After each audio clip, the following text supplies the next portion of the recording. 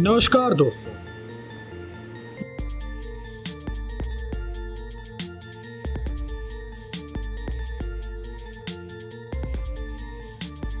जी हाँ, ये है हमारे देश के रक्षक। देश में चाहे जितने भी केसेस हो, मर्डर के, रेप के, क्राइम के, लड़कियां चाहे जितना भी अनसेफ फील करें, लेकिन हमारी पुलिस फोर्स का जोश इसी टाइम पे दिखता है। दुख की बात तो ये है कि जिस देश में हम गुरु को माँ के बाद और भगवान से ऊपर दर्जा देते हैं, उस देश में गुरु का ये हाल है। बचपन से पढ़ाया गया है हमें कि India has a democratic type of government where government work to the people, for the people, by the people. लेकिन क्या ये सच है? कहा तो ये भी जाता है कि इंडियन कॉन्स्टिट्यूशन ने राइट दिया है सबको, राइट टू स्पीच का, कि हम अपनी बात रख सके। लेकिन क्या हमारी बात कोई सुनता भी है? मैं ये बात मानता हूँ कि कोई भी प्रोटेस्ट में वायलेंस या हिंसा नहीं होनी चाहिए, कहीं भी मारपीट नहीं होनी चाहिए, और इस चीज को रोकने के लिए पुलिस लाठीचार्ज या ऐसे कुछ स्ट्रिक्ट एक्शन लेने पड़ते हैं। आई एग्री, लेकिन यहाँ तो सब एजुकेटेड है और सब शांति से बस अपना बात गवर्नमेंट तक पहुँचानी चाहते। तो क्या यहाँ पे लाठीचार्ज करना जरूरी था? फ्यूचर पे नहीं। देश का फ्यूचर बहुत चीजों पर डिपेंड करता है, लेकिन एक मेजर पार्ट उसका डिपेंड करता है यूथ पे, देश के यूथ की सोच पे। और सोच अच्छी होने के लिए यूथ को एजुकेशन मिलना बहुत इंपॉर्टेंट है, और एजुकेशन पे किसी का भी ध्यान नहीं है। ये एसएससी वाला केस तो अभी आया है, लेकिन ये एजुकेशन स्कैम तो पिछले 2-3 सालों से और बढ़ता ही जा रहा है। पहले भी था बट अब और बढ़ता जा रहा है। चाहे वो जेई का पेपर हो, नीट का पेपर हो, सीयूईटी का पेपर हो, यूपीएससी का पेपर हो, एसएससी का पेपर हो, किसी का भी पेपर हो, हर प्रकार के स्कैम। या तो एडमिट कार्ड में सेंटर दूर पड़ता है, या पेपर लीक हो जाता है, या फिर इन्विजिलेटर परेशान कर देता है, या फिर इन्विजिलेटर ठीक नहीं है, फेक एलिगेशंस, ये सब हजार तरह के प्रॉब्लम्स। हमारे देश में स्ट्रिक्टनेस वहाँ होती है जहाँ पे नहीं होनी चाहिए, और वहाँ नहीं होती है जहाँ पे होनी चाहिए। जैसे एक बच्चा अगर जा रहा है कहीं एग्जाम सेंटर में, पहले तो उसका एग्जाम सेंटर दूर दे देते हैं, तो बच्चा पहले से एंजाइटी में रहे कि मैं सही टाइम पे पहुँचूंगा या नहीं पहुँचूंगा, लेट पहुँचूंगा, कैसे पहुँचूंगा, क्या है। फिर वो उसके पास हजार तरह की टेंशन, उसके मन में हजार चीज़ें चलती हैं, हजार फीलिंग्स होती है, एंजाइटी, नर्वसनेस, एग्ज़ाम प्रेशर, उसकी इतनी सालों की मेहनत जो उसने ऐसे डिस्ट्रैक्टिंग टाइम में भी बिना डिस्ट्रैक्ट हुए सोशल लाइफ बर्बाद करने के बाद की होती है।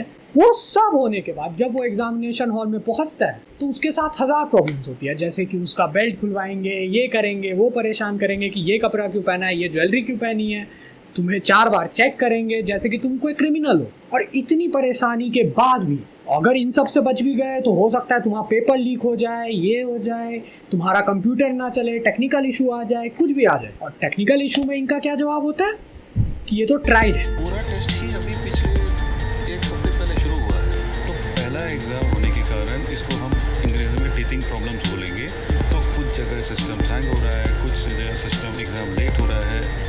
मेरा कहना यह है कि आज कम हैंग हो रहा है। मेरा तो यही, ये डिफेंस में तो मैं नहीं कहूँगा, अभी शुरू हो रहा है तो पहले आपके इस ट्रायल के चक्कर में किसी बच्चे का करियर डूबा है। हाँ, वो कहते हैं ना, single piece of paper can't decide my future. वो सब उसके लिए होता है जो पेपर कुछ वैसा हो। एसएससी, यूपीएससी, नीट, जेई, ये वो पेपर है जिसके लिए बच्चा सालों साल मेहनत करता है और साल में सिर्फ एक बार आता है।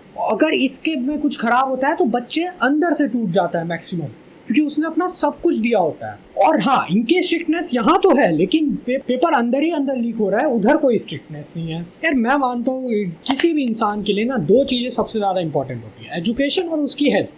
क्योंकि वो चाहे खाने के लिए पैसे हो या ना हो, वो कुछ कर लेगा, एक दिन भूखा रह जाएगा, या घर ना हो तो वो कहीं रह लेगा। बट अगर कोई बच्चा है, इंडिया की अगर मैं बात करूँ, मुझे एक्चुअली इतना स्टैट्स का बारे में पता नहीं है, लेकिन मैं मानता हूँ 70 to 80% मिडिल क्लास है इंडिया में।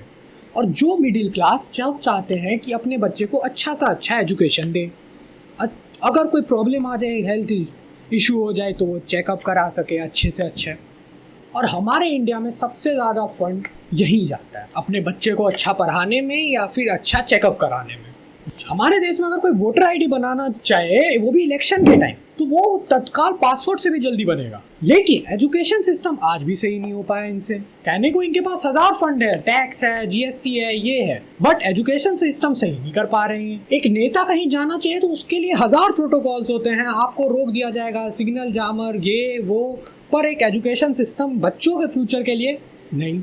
इनके पास कुछ नहीं है। अब मुझे इन सब पॉलिटिशियंस या गवर्नमेंट से दिक्कत भी नहीं है, मुझे तो दिक्कत है देश के लोगों से, जिनको पता सब है लेकिन करना कुछ नहीं। वो इलेक्शन डे में तो पहले घर बैठेंगे, अपना वीकेंड बनाएंगे, आराम से आराम करेंगे और फिर बोलेंगे कि यार ये नेता अच्छा नहीं है, वो नेता अच्छा नहीं है। इनको सब पता है कि यार ये गवर्नमेंट ने अच्छा नहीं किया, नहीं किया, इनको सब पता है, लेकिन ये कुछ नहीं करेंगे, चुपचाप बैठे रहेंगे, बस देखेंगे और फिर मीडिया को ब्लेम करते हैं कि यार देखो इस स्कैम में, एसएससी स्कैम बचाने के लिए ये प्रेमानंद जी महाराज का नाम ले रहा है। अरे लेने दो मीडिया को नाम, अगर देश के लोग साथ हैं तो फिर मीडिया को भी वो दिखाना पड़ेगा और मीडिया प्रेशर में आके गवर्नमेंट को भी चीजें करना पड़ेगा, क्योंकि अगर देश का लोग एक है, यूनिटी है अगर हम में, तो फिर कोई भी चीज इस देश में वो नहीं है जो नहीं हो सके, हर चीज पॉसिबल है। बस दिक्कत यही है कि हमारे देश में यूनिटी ही नहीं है। तो मैं तो यार यही कहूँगा कि अभी हमें इन बच्चों को और टीचर्स जो यहाँ पे प्रोटेस्ट कर रहे हैं इनको सपोर्ट करना चाहिए, क्योंकि अगर आप करते हैं तो ये बात दिखेगी, वरना मीडिया तो है ही बैठी कुछ भी करने के लिए, उनको तो अलग अलग चीज़ें दिखाना है। कल को कोई यूट्यूबर की शादी होने वाली होगी या फिर कोई एक्टर बैठा होगा, कोई अफेयर दिखा देंगे और ये सारी बातों को डिस्ट्रैक्ट कर देंगे। इनके लिए ये ज़रूरी होता है कि उस एक्टर ने उसे क्या बोला, ये नहीं कि बच्चा क्या कर रहा है। तो अगर ये चीज़ होता है तो फिर वही होगा, 2-4 दिन का ट्विटर पे ट्रेंड होगा, कुछ बच्चे पोस्ट होंगे 1000, कुछ प्रोटेस्ट होंगे 4-5 दिन और सब अपने काम पे वापस लग जाएंगे।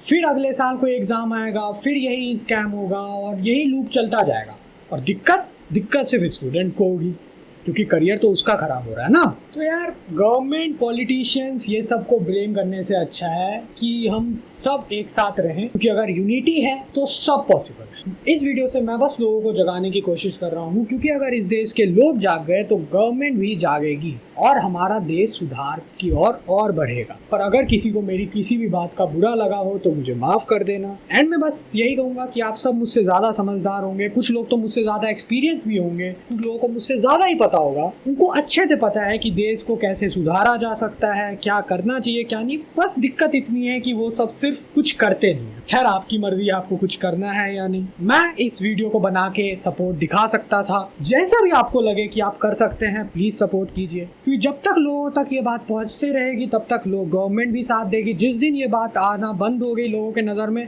गवर्नमेंट अपना काम बंद कर देगी, फिर यही स्कैम होगा। और ये कोई छोटी बात नहीं है, क्योंकि अगर यूथ खराब होता है तो यूथ के आगे का फ्यूचर भी खराब होता है। खैर आपको सपोर्ट करना है या नहीं ये आपकी मर्जी है।